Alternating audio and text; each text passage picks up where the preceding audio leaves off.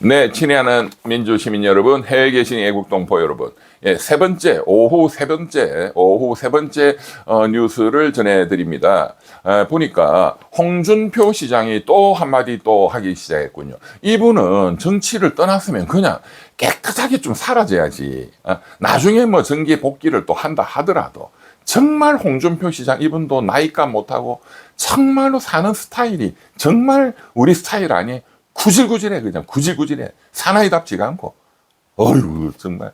에? 좀 맵고 끊고 깔끔한 게 없어, 깔끔한 게. 그릇이 좀 큰 게, 그런 게 정치인인데, 정말로 시정잡배 동네 양아치 수준밖에 안 돼요. 말하는 게 항상 변명, 항상 지껏 챙겨 먹고, 지 부인한테는 잘하는데, 근데 그거는 박수 칩니다. 예, 사모님한테 잘한 거는 박수 쳐.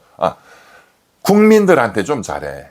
국민들한테 좀 잘해야지, 정치인이. 평생 정치하면서 우리 국민들, 내 돈 뜯어먹은 거잖아, 당신, 홍준표 씨, 그런데 당신 반성 좀 하라고. 남 욕하기 전에, 아담 스미드, 도덕감정론, Theory of Moral Sentiments, 국부론보다도 더 위대하다라고 아담 스미드가 생각했던 본인의 저서 도덕감정론, 뭘, 무식해서 그런 건 읽어본 적이 없겠지, 당연히. 국부론도 안 읽어봤을 거고. 뭐, 대한민국 국민이 다 읽어본 사람이 없을 겁니다. 예, 거기에 보면 도덕감정론에 이 지배계층은, 그 사회가 유지되려면, 그리고 지배계층이 그 자리에 있으려면은, 첫째, 가난한 사람, 약자에 대한 연민을 가져라, 심퍼시. 둘째, 지배계층, 본인 스스로가 본인을 반성하고 돌아보는 자기를 객관화하는 그런 공정한 자기 관찰자를 가져야 된다. impartial spectator. 스스로를 좀 봐라. 반성해라. 이거죠. 뭐 하나만한 소리인 것 같습니다. 대한민국 정치권들한테. 그러나 우리 시민들께서 알고 계시라고 말씀을 드리는 겁니다. 이 홍준표 씨가 지금 뭐라고 떠들고 있느냐. 말인즉슨 틀린 말은 아닙니다. 국민의힘은 사이비 주술 정당, 교주들이 지배하는 정당이다. 이번에 또 김건희 특검이 또 압수수색에서 보니까 한학조 총재님 참어머니 통일교 신도들이 당원으로 11만 명이 가입되었다는 걸 확인했다.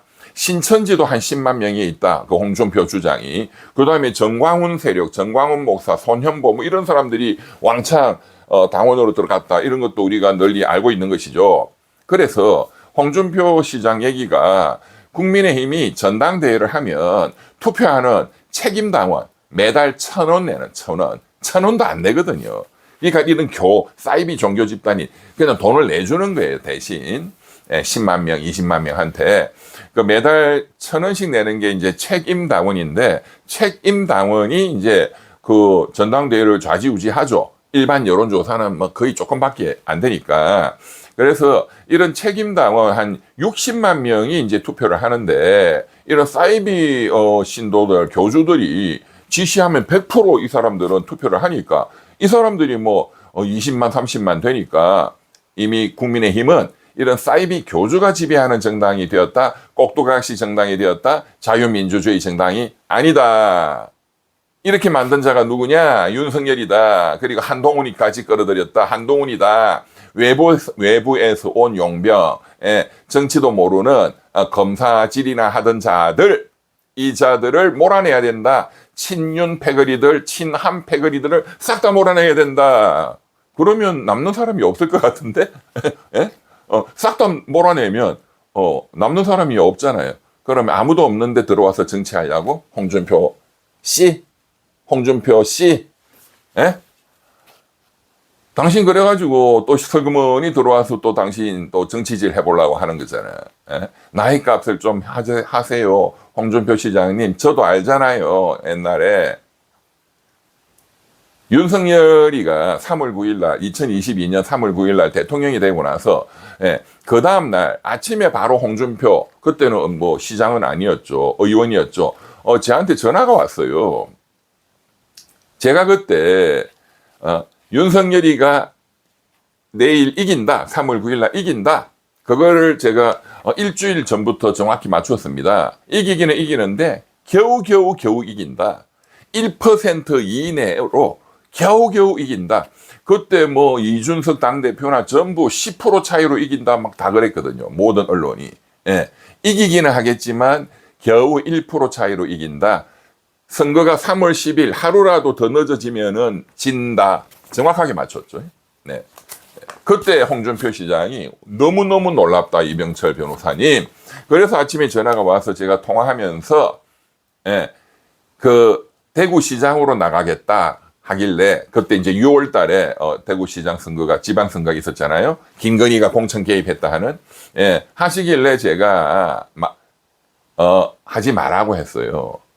윤석열은 반드시 독재를 할 것이고 우리 홍준표 시장, 의원님 같은 거물 정치인이 당내에서 그것을 견제하는 과거 이명박 정부 때 당내에 박근혜가 했던 것처럼 그렇게 해야 또 독재도 맞겠지만 그렇게 해야 홍준표 의원님이 대권으로 갈 수 있을 것이다. 도망가듯이 대구시장 가면은 그것은 비겁할 뿐만 아니라 우리 홍 시장님은 정치를 그만둬야 될 거다라고 말씀을 드렸어요. 제 말 안 듣더라고. 예. 밥 산다 해놓고 밥도 안 사고 말이야. 홍준표 시장님, 사나이, 귀하는 사나이답지가 않아. 밥 산다고 했으면 몇 번이나 약속했으면 내한테 돈 받은 거 많잖아요, 당신. 밥 사는 약속도 안 지키는 사람이. 아니, 내 예언대로 당신 운명도 다 됐잖아, 홍준표 시장님. 에?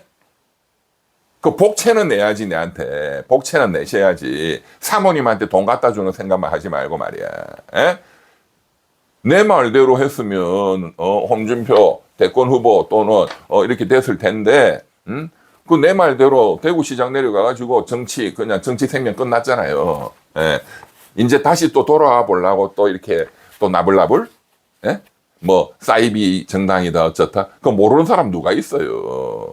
신선한 말씀을 좀 하시고 그냥 뭐 아닥이 좋겠죠. 아닥. 네, 그게 국민들한테 돕는 겁니다. 예, 국민들한테 돕는 겁니다. 이런 말씀하시는 게 뭐 국민들이 좋아하는 사람이 뭐 있겠어요?